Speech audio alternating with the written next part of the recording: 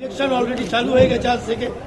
আজকে যারা postal ব্যালটে vote দেবে তারা ভোট দেওয়া শুরু করে দিয়েছে।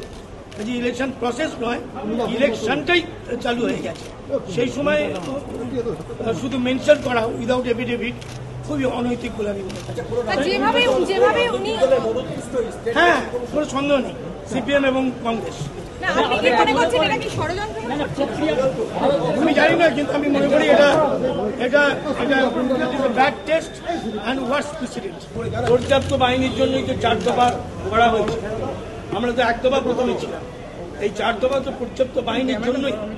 সুতরাং 8 বাহিনী নিয়ে বাহানা করার কি আছে? বাহিনীটা এখন বাহিনী বাহানা না, কোনো সংকট তৈরি হয়নি। ইলেকশন আজও হচ্ছে, ইলেকশন আজও হচ্ছে। ইলেকশন প্রসেস নয়, ইলেকশন অন চালু হয়ে গেছে। পিছিয়ে দেবার একটা ষড়যন্ত্র তো আছে। কিছুই হবে না, পিছিয়ে যাবে কি করে? ইলেকশনটা তো অন, ইলেকশন তো চলছে।